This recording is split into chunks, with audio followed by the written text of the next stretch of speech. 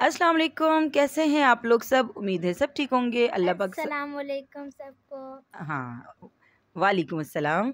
और चलें जी, अल्लाह का नाम लेते हैं और स्टार्ट करते हैं अपना व्लॉग। और व्लॉग स्टार्ट कर रही हूँ मैं किचन में। नाश्ता बनाने से पहले ये आई हूँ मैं। और रात को जी मैंने अच्छे से डीप क्लीनिंग की हुई थी ओवन की, सारे इसके अंदर से जो है ना इसकी एसेसरीज़ निकाल के और इसको अच्छे से मैंने साफ़ किया, क्योंकि अगर आप 1 हफ़्ता या 2 हफ़्ता ओवन की सारी चीज़ों को ना साफ़ करें ना, तो ये काफ़ी स्टिकी सी और इस तरह सी हो जाती है ना, ग्रीसी टाइप की हो जाती है। क्योंकि हम लोग जब कुकिंग करते हैं ना, तो वो ऑटोमेटिक कोई भी चीज़ अगर गिरती है या ना भी गिरे ना, तो उसकी स्टीम से भी है ना सब चीज़ें वो हो जाती हैं।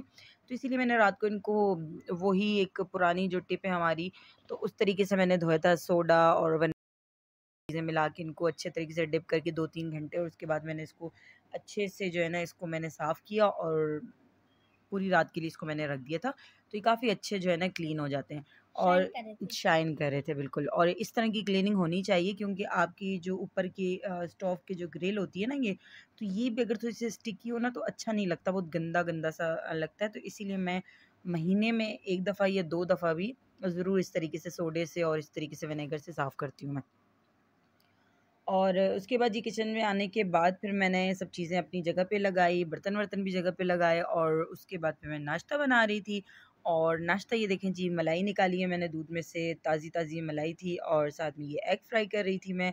और अपने लिए मैं टोस्ट बनाऊँगी, और साथ-साथ चाय भी बन रही थी दूध पत्ती। तो बस स्पीड में जल्दी-जल्दी काम हो रहा था, और बच्चे नहीं थे, बच्चे स्कूल जा चुके थे, और ये हम अपना नाश्ता बना रहे थे। ये देखें जी, एक एक नाश्ता जो है वो अंडा और मलाई है। क्यों हँस रही हो आप?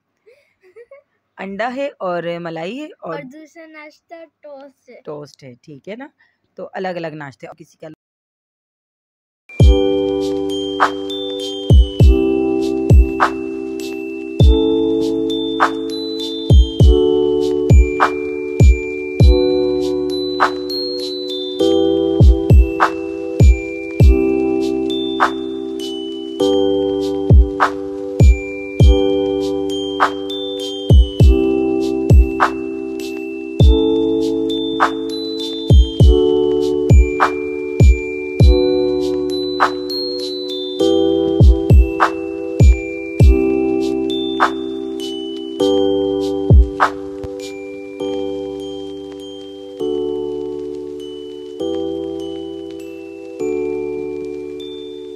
और नाश्ता-वाश्ता करने के बाद जी ये मैं आ गई थी, आज बना रही थी मैं कबाब।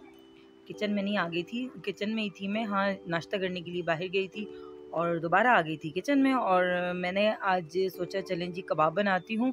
और कीमे को मैंने अच्छे तरीके से स्क्वीज़ कर लिया है, बिल्कुल आसान तरीका है, बिल्कुल मैंने पहले भी आपको बताया था एक दफ़ा। तब भी मैंने जो कबाब बना रही थी, देखिए उसमें बिल्कुल भी कबाब नहीं टूटे थे। आज भी मैं बनाऊँगी, देखना कबाब बिल्कुल भी नहीं टूटेंगे।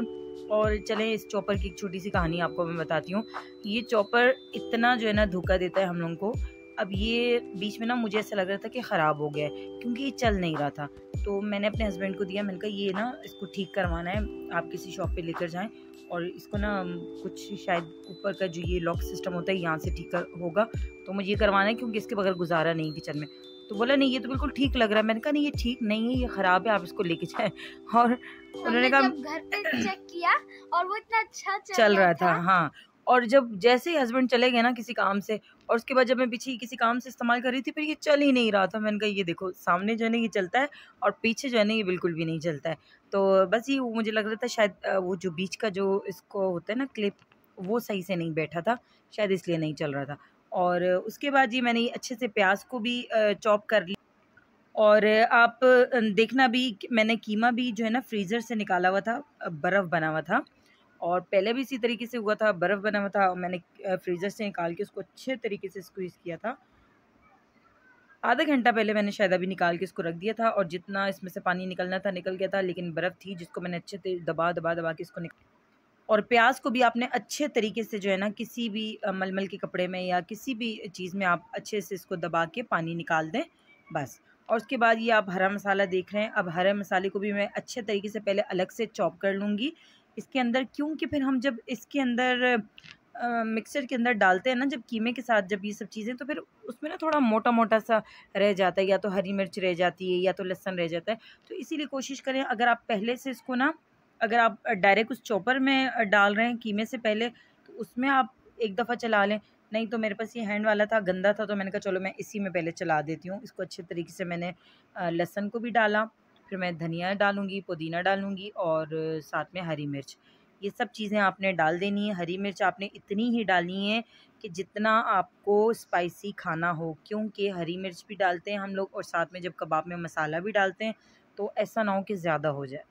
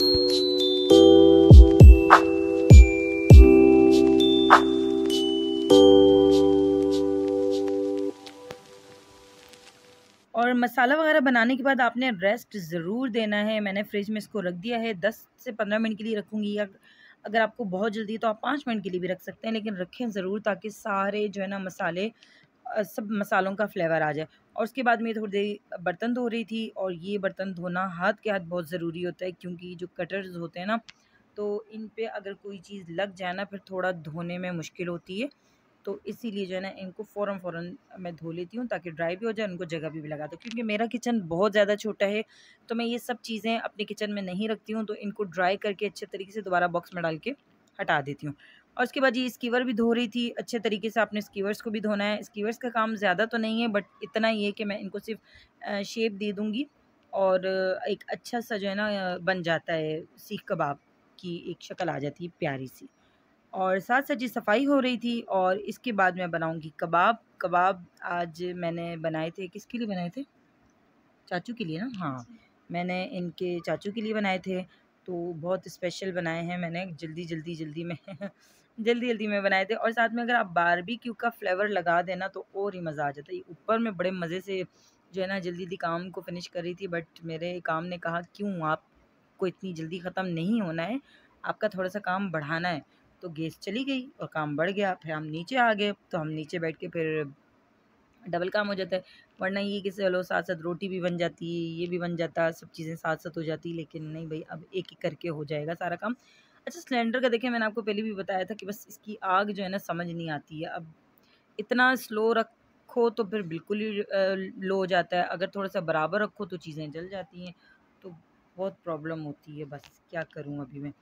और ये देखें जी, साथ-साथ ये मैं इस तरीके से बना रही थी, और आप देखते जाएँ, ये बिल्कुल भी कबाब नहीं टूटेंगे और इतने मज़े के बनते हैं। अगर कभी टूट भी जाते हैं, अगर थोड़ा बहुत अगर आपका कीमा ऐसे नरम पड़ भी जाता है, तो भी कोई फ़िक्र की बात नहीं है। आप जो दूसरे वाले, हम जैसे हम शामी कबाब बनाते हैं ना, आप इस शेप में बना लें, और बस ज़ायका होना चाहिए कबाब में, अच्छा-सा फ्लेवर होना चाहिए, तो बन जाते हैं। हाँ, तो ये बच्चों को बहुत अच्छे लगे थे, बच्चे वैसे भी खाते हैं शौक़ से, आप रोटी के साथ दो, वैसे वो खा लें, तो बड़े मज़े के बनते हैं ये।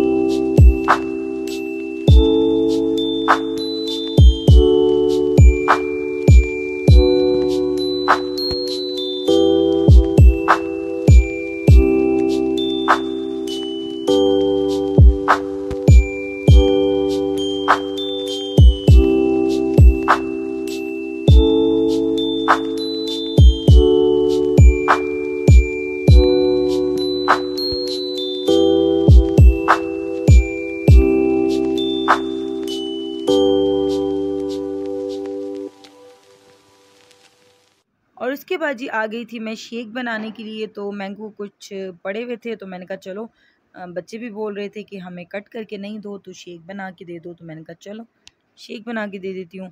और खाना खाने के बाद जी मैं शेक बना रही थी फटाफट। आम बहुत मीठे थे और इसके अंदर जो मैं शुगर ऐड कर रही हूँ, अब मैं जब वीडियो देख रही हूँ, रिकॉर्ड कर रही हूँ, तो मुझे खुद नहीं समझ आ रही कि मैं क्यों डाल रही हूँ शुगर। मुझे खुद नहीं समझ आ रही कि मैंने इतनी शुगर क्यों डाली इसके अंदर, जबकि आम बहुत मीठे थे, बहुत ही मज़े के मीठे आम थे। जबकि अब तो मुझे ऐसा लगता है बस सीज़न जा रहा है, बिल्कुल जाने वाला है, जाने वाला है, जाने वाला है, ख़त्म। अभी आम बहुत कम मिलेंगे और बस यही है जो हम लोगों ने खा लिया पी लिया। अभी तो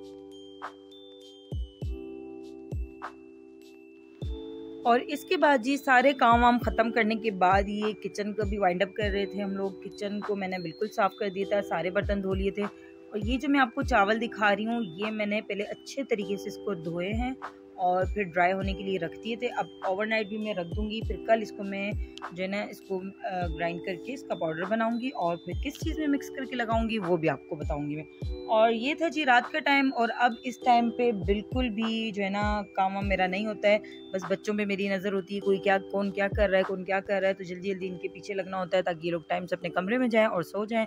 एक बच्ची ने खाना खा लिया था तो उसको वॉक का टाइम दिया हुआ था कि आप वॉक करो। और ये मैं आपको प्रोजेक्ट दिखा रही थी, पता नहीं किस चीज़ का प्रोजेक्ट बनाया है, इतना अंधेरा था कुछ समझ ही नहीं आ रहा था, तो मैंने कहा चलो टॉर्च लगा के चेक करूँ कि क्या है। तो ये बच्ची ने अपना प्रोजेक्ट बनाया हुआ था और खाना वाना भी बच्चों ने खा लिया था। बच्चे वॉक कर रहे थे, इसके बाद नमाज़ पढ़ेंगे और फिर अपने अपने कमरों में चले जाएंगे। तो ये टाइम ऐसा होता है कि मैं आके जो है ना डाइनिंग वाली चेयर पे बैठ जाती हूँ साइड पे होके। फिर एक एक बच्चे से पूछना पड़ता है आप क्या कर रही हो, अभी आप जल्दी चले जाओ, जो फारिग हो जाता है फिर, क्योंकि सारे बच्चों के सर पे खड़ा होना पड़ता है। अगर नहीं खड़े हो ना तो बच्चे भाई पूरी रात लगे रहेंगे। तो बस एक बच्ची अपना काम जल्दी जल्दी ख़त्म कर रही थी, दूसरी ने खाना खा लिया था तो उसको वॉक का टाइम दिया हुआ था मैंने। तो चलें जी, ये थी मेरी आज की रूटीन, छोटा सा व्लॉग। बस कोशिश करती हूँ अपना छोटा सा व्लॉग आपको दिखा सकूँ, अपनी छोटी सी रूटीन आपको डेली बेसिस पे दिखाती हूँ कि मेरी नॉर्मल लाइफ में छोटी सी रूटीन बस आपको दिखा देती हूँ। तो प्लीज़ लाइक किया करें, सब्सक्राइब किया करें। थैंक यू, अल्लाह हाफिज़।